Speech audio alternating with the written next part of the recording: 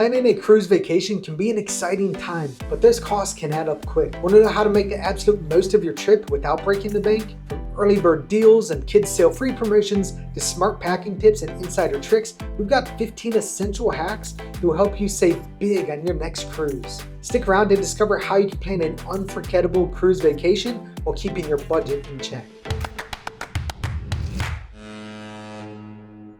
Hey y'all, I'm Evan with Family at Sea. Whether you're new here or a loyal subscriber, welcome. If this is your first time here, we share tips, reviews, vlogs, and everything else you need to know about cruise travel. In today's video, we're going to be diving into money-saving tips for your next cruise. We all know that cruising can be one of the most cost-effective ways to travel, but there's still plenty of ways to stretch your budget even further. So let's jump right in and start planning the ultimate affordable cruise adventure. If you're ready, I am. Let's go. First up, let's talk about when to book your cruise vacation. One of the best ways to save money on cruises is to either book well in advance or to book at the last minute. Cruise lines often offer early bird discounts to those who book as soon as new itineraries are released, but it could mean that you're booking as far in advance as 18 months and sometimes even further. But by doing so, you're not only going to save money, you're going to get the first pick of those stateroom cabins, in addition to making sure that you get a spot on some of those itineraries that sell out really quickly. On the flip side, if you have a flexible schedule, you can take advantage of last-minute deals. Cruise lines hate to sail with empty cabins, so they often slash prices as the departure date approaches. Just be ready to pack your bags and go. Hack number 2, and this is a big one. This is one that saved me and a lot of people a lot of money with some pretty incredible cruise deals. And what you're gonna do is figure out what ship it is that you wanna sail on, right? So if you wanna sail on the Icon of the Seas or the Disney Treasure or the Carnival Celebration, whatever ship it is, go onto Facebook and search for that ship name. And what you're gonna find is there's gonna be a whole bunch of groups, some of them bigger than others, but within those groups, there's often travel agents who have special group discounts available specifically for those ships. And those prices can present a pretty significant savings versus the retail cost. A lot of the ones I see, you're saving 20, 30%, and sometimes if you get really lucky, maybe even more than that. And even if that retail cost is exactly the same, a lot of these travel agents will give you onboard credit or special perks or things that they can do basically out of their commissions as a way to save you money. Of course, if you're gonna book with a travel agent, make sure they're reputable, right? Find some people that have booked with them that can say, yep, this is a good agent to work with. But as long as you do that, you can secure some pretty amazing savings. I've saved a lot of money doing this. I know a lot of people that have had tremendous results doing this, so I highly encourage it. Oh, and one other thing to know there, the best part about this is it costs you nothing to do this. These travel agents are compensated by the cruise lines, which means there's no cost to you. And if you don't book through a travel agent, it's not like you're saving money because that's just more money that the cruise lines get to pocket. There's no cost to you for booking through a travel agent, and if you find the right ones, they're going to save you a lot of money, but they can save you a lot of headaches as well. Instead of you having to wait online for customer support or guest services, whatever it is, they're going to do that for you, and they're just going to make the entire experience that much better. And again, no cost, and usually they're even gonna save you money. So highly recommend, find a great travel agent, join these Facebook groups, and you're gonna save money and also make your experience that much better. Hack number 3 is a bit in opposition to what we just talked about with hack number 2, where I was discussing using these Facebook groups and these travel agents that would be able to help you. But if you're more independent, if you're looking for something that is more self-serve versus working with somebody else, this is a great option for you. That's to use search engines specifically for the cruise lines. There's several of these out there. They've each got their own strengths and weaknesses, but what this allows you to do is if you've got specific things you're looking for, whether that's related to the price of your cruise, the dates, the location, maybe some amenities on the cruise ships, whatever those things are, you can search for all of those, and then these search engines will aggregate it across all the major cruise lines and spit out at the end the specific sailings that will meet all of your criteria. By doing this, you can find some really incredible deals as well. Sometimes you can even uncover some deals that maybe even the travel agents don't know about. You're gonna have to get a little bit lucky there, but if you're diligent, if you're searching often enough, you may find some that for a day or two, the prices drop significantly. And if you weren't using one of these search engines, you would have no idea. There's several of these out there. I'm gonna link at least one of those in the description below. These can be a really great tool. And again, if you're looking for, instead of somebody to help you along, if you're more independent, you just want to do things on your own, these search engines are a great way to save money, as well as just making the whole experience a little bit simpler since you don't have to go on 6 different websites to find what you're looking for. Hack number 4 is something that may seem a bit obvious if you're a veteran cruiser, But if you're booking your first ever cruise, or maybe you're just booking one yourself for the first time instead of somebody else booking it for you, it's important to understand the 4 different levels of staterooms on any given cruise ship. Now I'll say there's lots of different subcategories that fall within these that are unique to each cruise ship, but typically you've got 4 major categories. The first of those are going to be your interior cabins. What that means is you're going to have a room that's completely enclosed without any windows or a balcony to step out onto, and you're not going to be able to see what's going on outside your room. The upside here is if you're somebody that wakes up early, that wants to sleep in on a cruise, but that natural sunlight is going to wake you up, you're not going to have to worry about that because there's no natural light that comes into your room at all. The drawback here is you're not going to have any idea what's going on outside your room, but if you're like me, you may not care too much because you're going to spend so little time in the room anyways. With that said, these are your least expensive cabins. Typically, sometimes things can get funky with supply and demand. Your next category up are going to be your ocean view staterooms. So what that means is you're going to have a porthole or a window in your room that allows you to see outside, but you're not going to have a balcony that you can step out onto. These typically tend to be about 10 to 15% more than your interior cabins, but they're still cheaper than the other rooms. Your third category up are your balcony staterooms, and these are often the most popular on any given cruise ship because they're still a great value, but they're also going to give you the ability to step outside and breathe in that fresh sea air and see what's going on outside your room. The final category are your suites. And now the suites themselves have all sorts of different subcategories within them. But what a suite is typically there's going to be larger rooms. They're almost always balconies, but not always. There are some interior suites. Sometimes they're going to have just one big room. Other times they may have multiple rooms, and they're going to have more amenities. That may be a 24/7 butler. It could be an upgraded dining experience like an exclusive restaurant. It could be a drink package or Wi-Fi. Depending on the ship and the cruise line, there's different amenities available to these people in suites, but they're going to have more amenities than your standard rooms. The drawback here is they're typically going to be 2 times or even 3 times more expensive than just a basic balcony cabin would be. If you're looking for a truly luxury experience, these are a great option. But if you're looking to cruise on a budget, they're probably not going to work for you.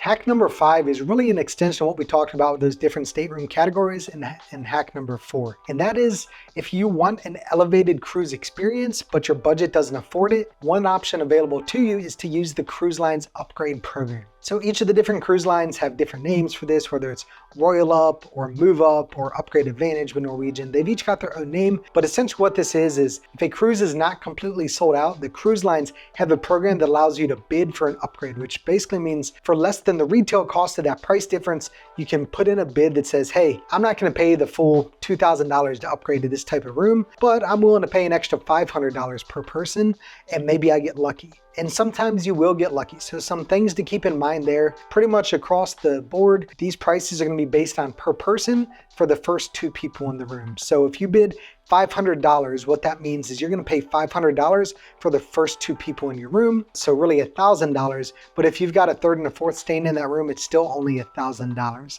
Now, some cruise lines, if you get that upgrade, will give you the amenities of that elevated stateroom.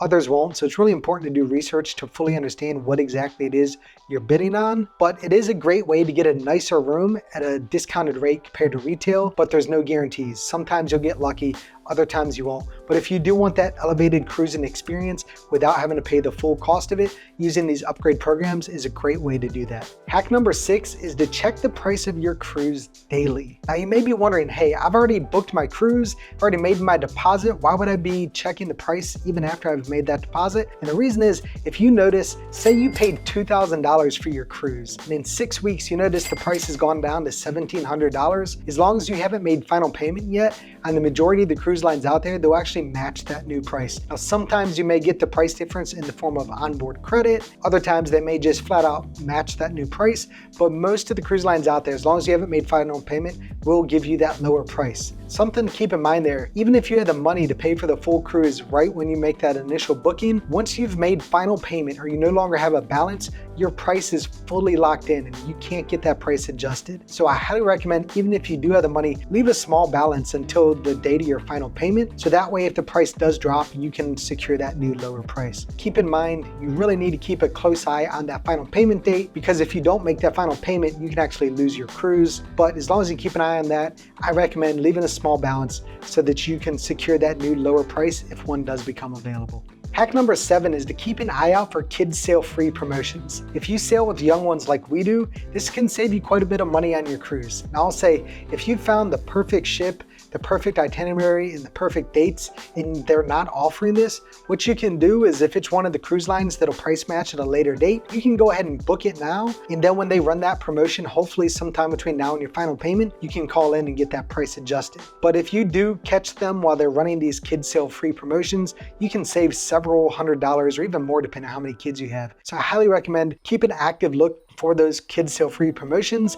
and jump on them when you see them. Hack number 8 is to consider cruising during the off season. If you're able to travel with a bit more flexibility, maybe in February when kids are in school and there's nobody typically taking vacations at that time of year, or in the shoulder seasons like in Alaska in April or September when it's not quite as warm, this is an opportunity for you to really save a lot of money, but also it's an opportunity to be on a cruise ship that's not so full of people. So if you do have a bit more flexibility, I highly recommend consider sailing during these off-season times because you can have a better experience at a lower cost. It's a win-win. Hack number 9 is not something I necessarily recommend to everybody, but if price is your ultimate driving factor, it is something to consider. And that's take a look at the bundled packages available by the cruise lines. If you need to fly to the cruise port and you're gonna need a hotel and things of that nature, most of the cruise lines offer the ability to bundle your cruise with your airfare and your hotel, and you can save some money by doing that, but it comes at a cost. That's because you're at the mercy of the cruise lines to book your flights and book your hotels,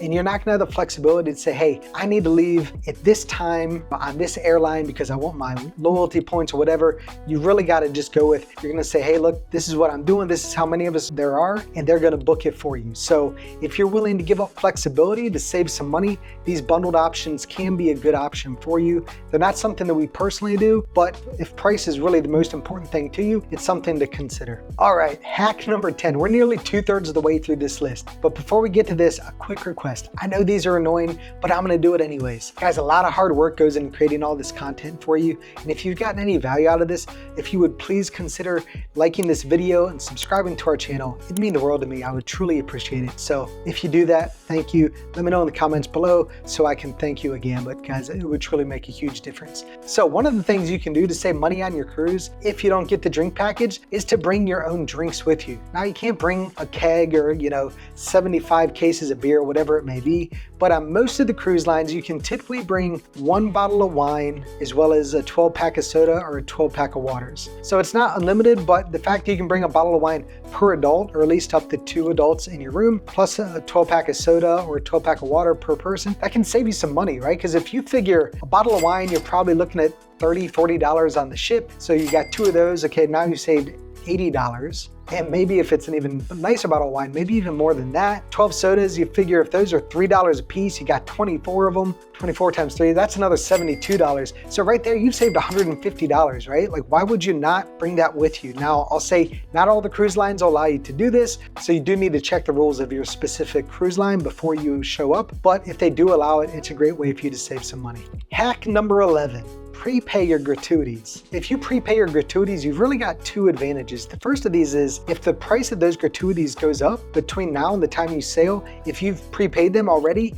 you're locking in whatever that original price was. And these prices do go up typically about once a year on each of the different cruise lines. And the second thing is you're giving yourself a better ability to budget for the cruise. Instead of having to worry about a big bill at the end of your cruise for these gratuities, you've already taken care of them in advance. So it helps your cash flow, and it just helps you budget a little bit better when you're actually on the ship. I'll say some people will say you don't have to pay those gratuities at all. They're optional. They're gratuities for great service. Look, there's a lot of people on that ship that work really hard to give you a great cruise experience. Some of them you're going to see and interface with, and you could say, well, I'm going to give them tips if they go above and beyond. That's great. But there's a lot of people that work really hard behind the scenes that you're never going to see, but are still working just as hard to give you a great cruise experience. And if you don't see them, there is no opportunity to tip them. So if you take those gratuities away, you're potentially harming them, even though they're working 7 days a week without a day off, so they can take that money home to their own family. So I do not recommend canceling your gratuities, but prepaying them can save you some money and just make budgeting a little bit easier for your cruise.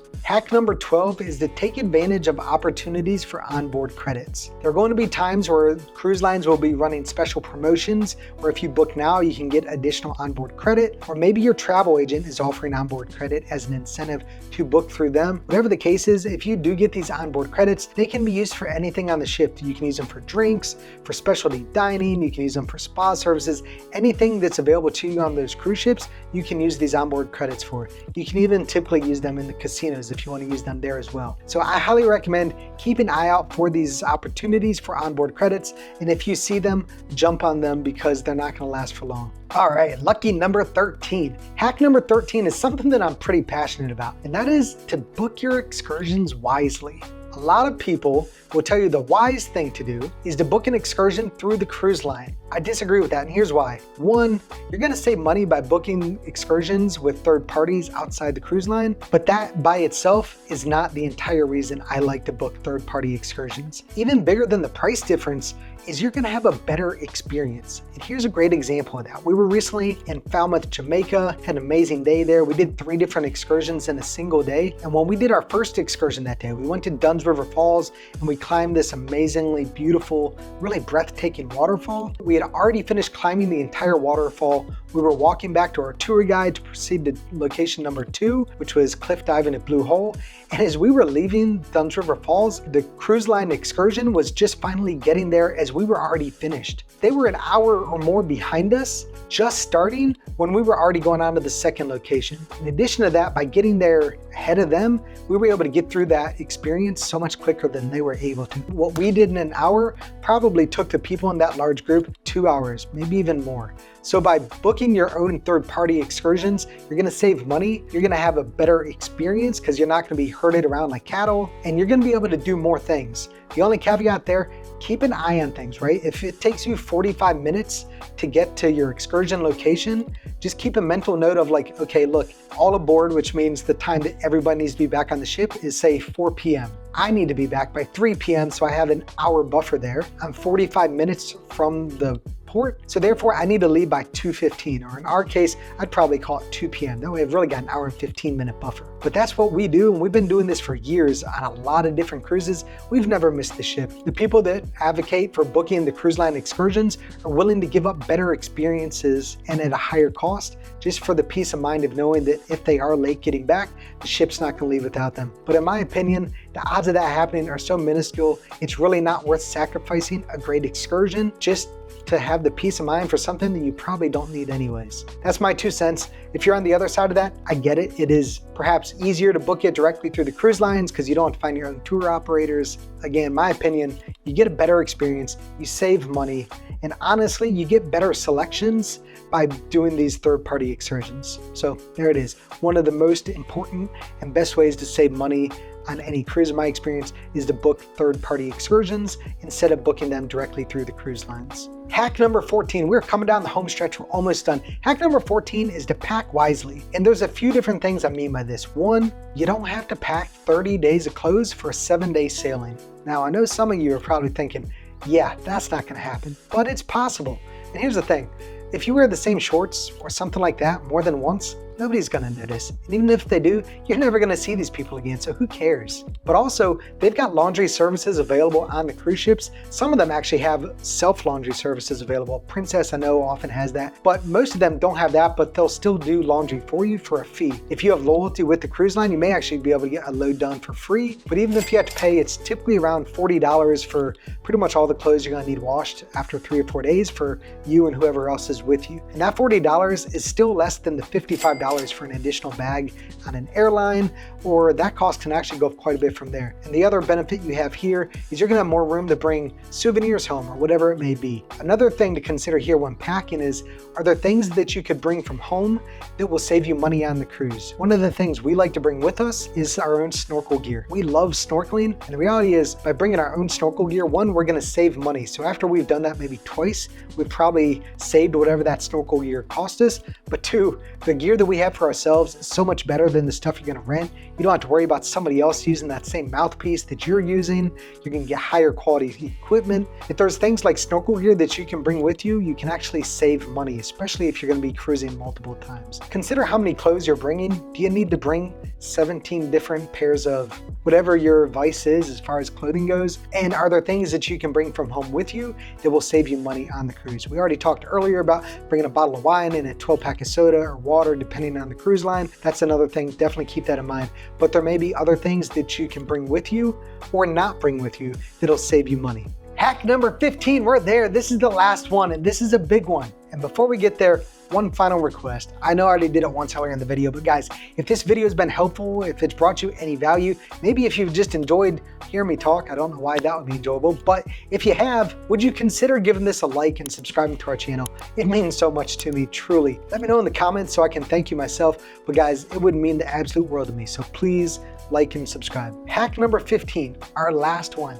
Avoid onboard spending traps. There are so many things that you can spend money on a cruise ship that you can really get out of hand with your budget, right? Because unless you're monitoring closely on the app, you can spend a lot of money and then get hit with a big bill at the end. So what I recommend, set a budget well in advance of your cruise. Say, hey, I'm not gonna spend more than $500 or $1,000, whatever you set your budget to be in total on the cruise, in addition to the actual cost of the cruise, and then stick to that. And then if you've done this in advance, what you can then do is budget for that. Say, hey, look, we're gonna go to this specialty dining experience. That's gonna be $150. I'm gonna give myself 5 drinks a day, and that's gonna be in another $75 or whatever it is. But you'll then be able to budget for this. Make sure that you stay within your fixed budget for the entire cruise experience. Because if you don't, there's so many things you can blow money on a cruise. Drinks, obviously, specialty dining, spa services, massages on some of these cruise ships are crazy, like $300 for an hour massage. Like, who pays that? Anyways, maybe you do.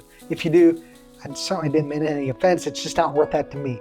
I do like a good massage, but not for $300. But there's so many things you can spend money. You can spend at the arcade. On MSC, there's a ride called the Robotron. It's worth that to me because it's something that I'm gonna enjoy, but is it worth it to you? That's something you have to consider. But if you've already determined what your budget is for the cruise, you can then figure out what are those things that you're gonna fit into that budget. What are the things you need to be okay not doing while you're on the ship? One final tip for those of you that sail with kids like we do, check out the video linked above, 12 hacks for an unforgettable family cruise. You're gonna learn things there that not only help you save money on your next cruise, but also to make your cruise as stress-free as possible and to help you create unforgettable memories that are gonna last a lifetime. So with that said, there it is, guys. 15 hacks to help you save money on your next cruise adventure. By following these tips, you can significantly cut down on the cost of your cruise while still experiencing all the amazing things a cruise has to offer. I hope this has been valuable. I hope you've learned something in this video. If there's something that would help myself or our audience learn that would save them more money, please let us know in the comments below. Until next time, I'm Evan with Family at Sea, wishing you smooth seas, happy sails, and opportunities to create incredible cruise memories. Bon voyage!